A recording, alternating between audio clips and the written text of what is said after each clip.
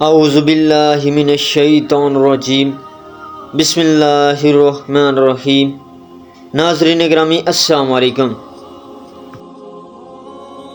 ناظرین گرامی، آج کا ہمارا موضوع ہے حضور صلی اللہ علیہ وسلم و حضرت علی علیہ السلام کا واقعہ، جس میں بہشتی انار کا ذکر کیا گیا ہے۔ ناظرین گرامی، سعید بن مسیب بیان کرتے ہیں کہ ایک رات مدینے میں بارش ہوئی۔ جب صبح ہوئی تو ان حضرت صلی اللہ علیہ وسلم نے حضرت علی علیہ السلام سے فرمایا، یا علی علیہ السلام، میرے ساتھ وادی عقیق چلیں، رات کو بارش ہوئی ہے۔ وادی کے نشیبی گڑھوں میں بارش کا پانی جمع ہوگا، خوبصورت منظر ہوگا، وہ منظر دیکھیں گے۔ ناظرین گرامی، حضرت علی علیہ السلام فرماتے ہیں، یہ کہہ کر پیغمبر صلی اللہ علیہ وسلم نے میرے ہاتھ کو پکڑا اور مجھے ساتھ لے کر وادی کی طرف چلے۔ جب وہاں پہنچے تو دیکھا کہ زمین کے گڑھوں میں آئینے کی مثل صاف و شفاف پانی جمع ہے۔ میں نے عرض کیا، یا رسول اللہ صلی اللہ علیہ وسلم، اگر آپ رات کو ہی بتا دیتے کہ صبح ہم نے وہاں جانا ہے تو میں آپ کے لیے کھانے کا بندوبست کر لیتا۔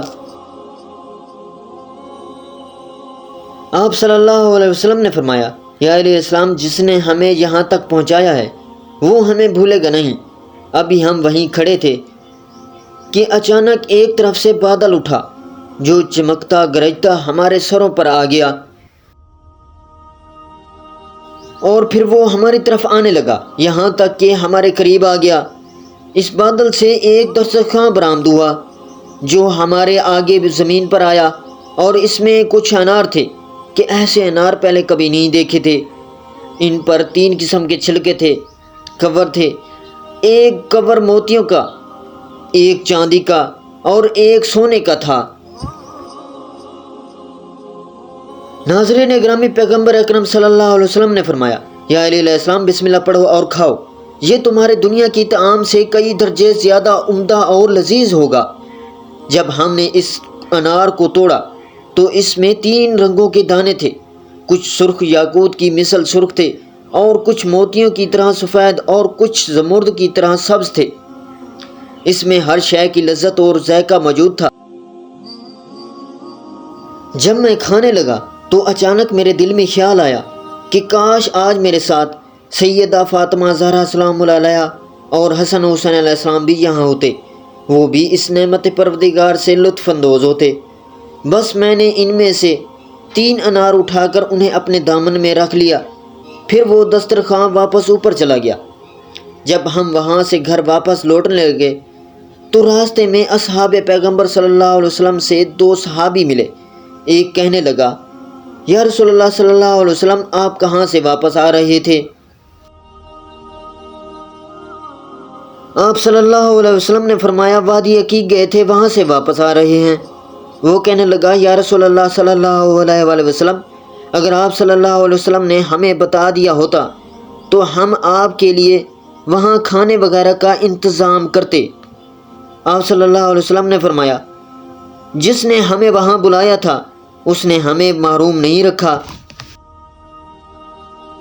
دوسرا صحابی کہنے لگا، اے ابو الحسن علیہ السلام، آج آپ دونوں سے عمدہ خوشبو محسوس ہو رہی ہے، کیا آپ کے پاس کوئی کھانے کی چیز ہے؟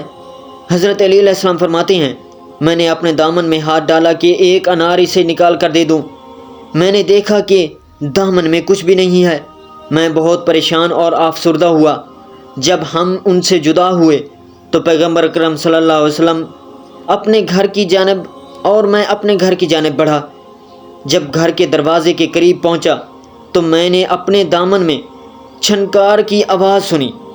میں نے جب دامن میں ہاتھ ڈالا تو اس میں انار موجود تھے۔